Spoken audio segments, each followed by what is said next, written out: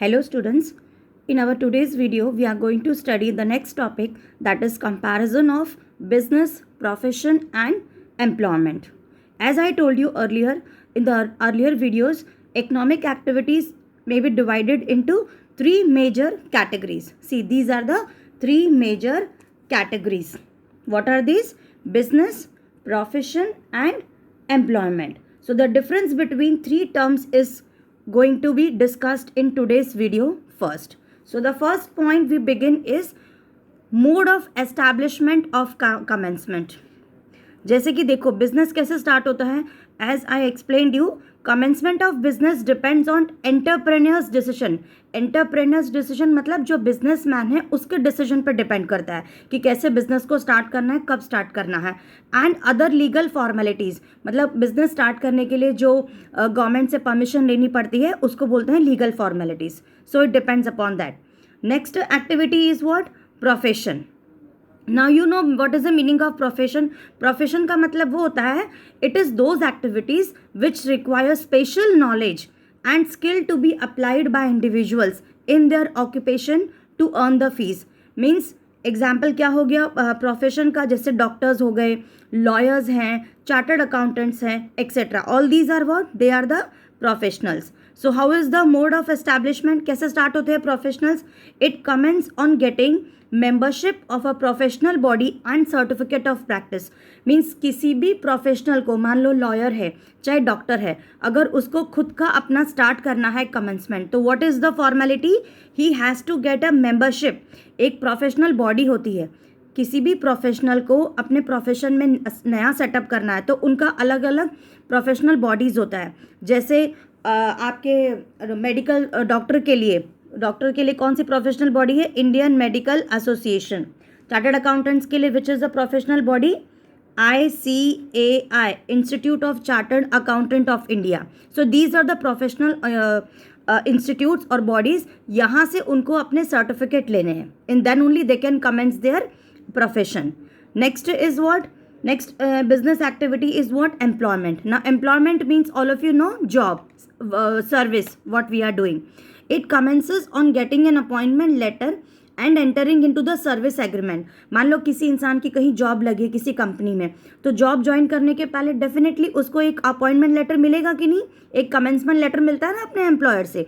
So then only he can start his job. Okay, so this was the first point. Second point is what? Nature of work. अब business में nature of work कैसे होता है? It involves providing by goods and services to the public.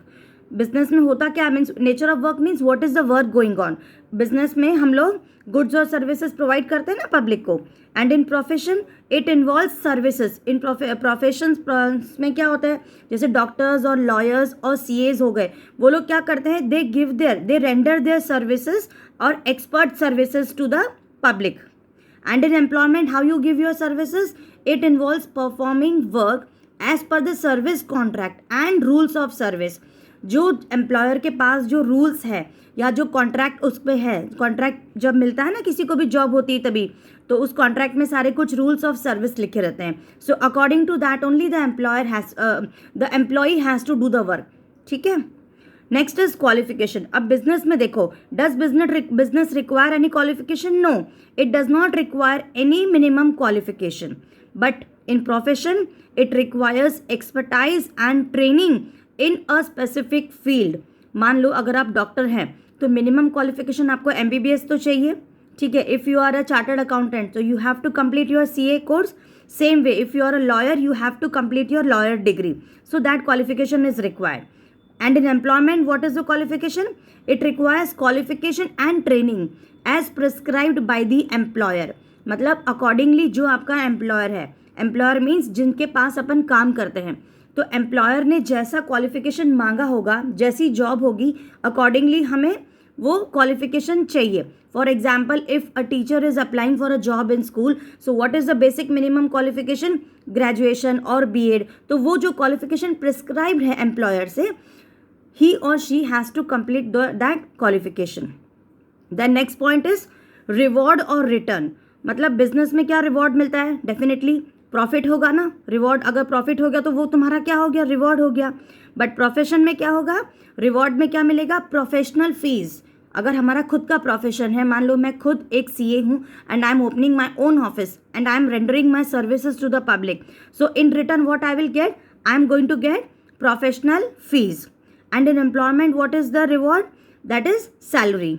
Then capital investment, in business it requires capital investment as per the size and nature of business. मतलब जैसा business का size है, जितना बड़ा business है या जितना हमारी रिक्वायरमेंट है, जो हमारे बिजनेस का नेचर है, उतना कैपिटल हमें इन्वेस्ट करना है। मान लीजिए कोई छोटा मोटा बिजनेस है तो 1 लाख या 2 लाख रुपीज़ के इन्वेस्टमेंट में से भी बिजनेस स्टार्ट हो सकता है। So investment is what, it depends upon the size and nature of business. And in profession what is a capital investment, it requires limited capital for establishment.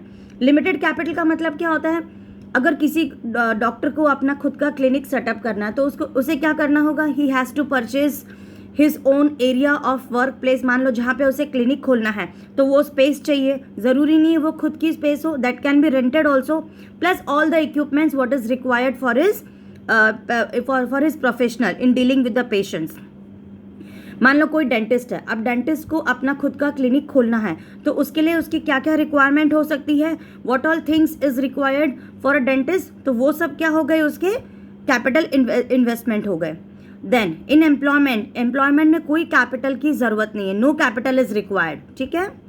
Then risk, अब business में क्या risk है, I already explained you in the earlier video, it involves high degree of risk. Why, because यहाँ पे profits क्या है, profits are uncertain and irregular.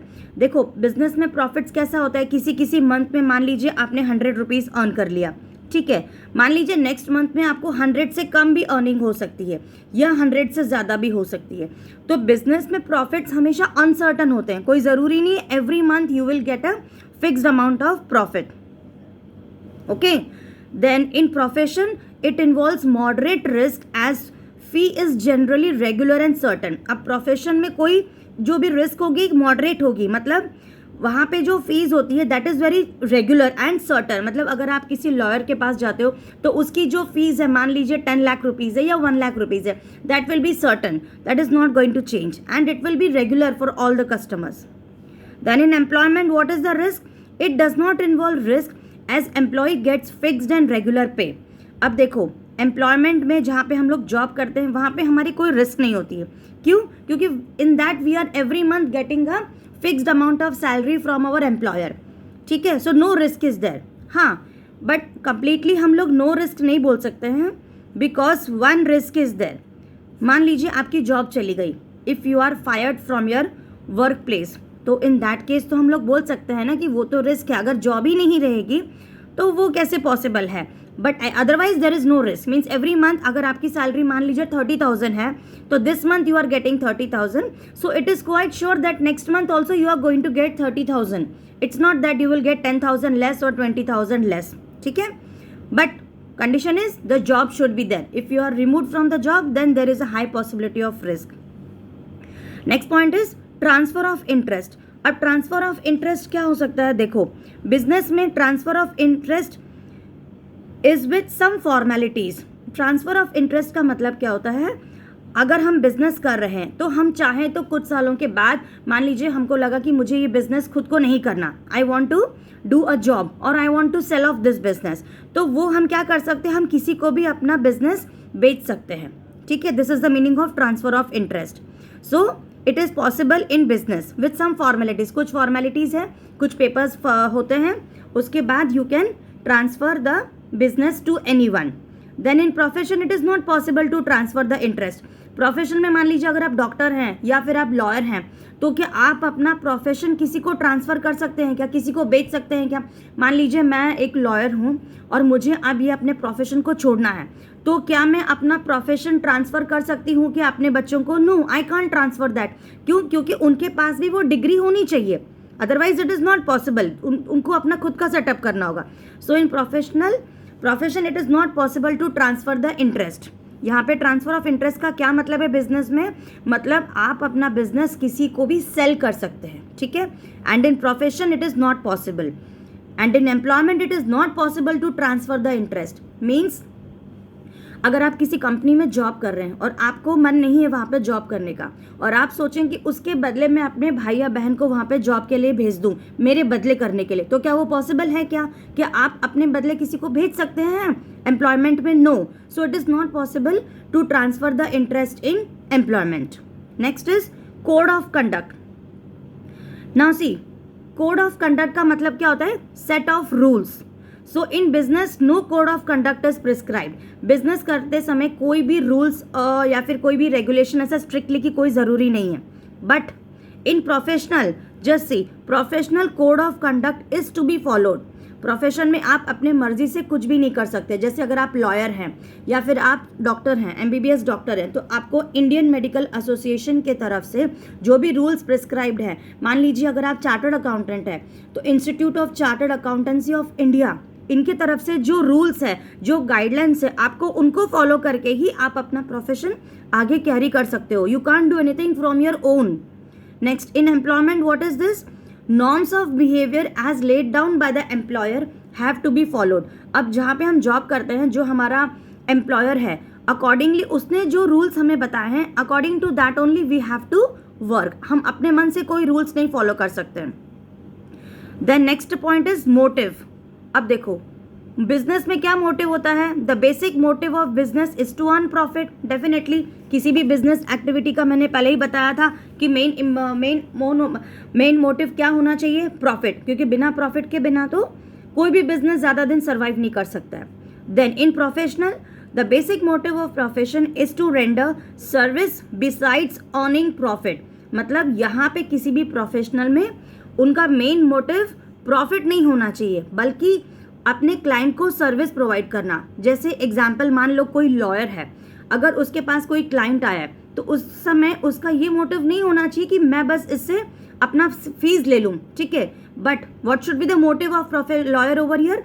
उसका ये मोटिव होना चाहिए कि मैं उसको उसका केस में जीत के दिखा दूँ, टू सॉल्व हिज केस, ठीक है. Then in employment, the basic motive of employment is to earn livelihood in the form of salary. मान लीजिए हम कहीं पे किसी भी कंपनी में जॉब करते हैं, तो हमारा मेन मोटिव क्या होता है? ताकि हम अपने लाइवलीहुड को अर्न कर सके, ताकि हमें पैसे मिल सके, so that we can live our life, ठीक है. So the basic motive of employment is to earn the livelihood in the form of salary. मान लीजिए सैलरी मिलेगी तो ही तो हम अपने घर का खर्चा चला पाएंगे ना, इसीलिए. देन एग्जाम्पल्स बिजनेस के क्या हो सकते हैं? लास्ट में देख लो, शॉप हो गया, चाहे फैक्ट्री हो गई. These are the examples. Then in profession, legal, medical profession, chartered accountancy, ये तो मैं ऑलरेडी बता चुकी हूँ. Then in employment what are the examples? किसी बैंक में मान लीजिए आपकी जॉब लगी है, या किसी इंश्योरेंस कंपनी में है, या फिर आप किसी गवर्नमेंट कंपनी में हो, या फिर आप किसी MNC में हो, ठीक है. So these are the examples. So students, this was about business, profession and employment. In the next video, what we are going to see? We are going to see classification of business activities.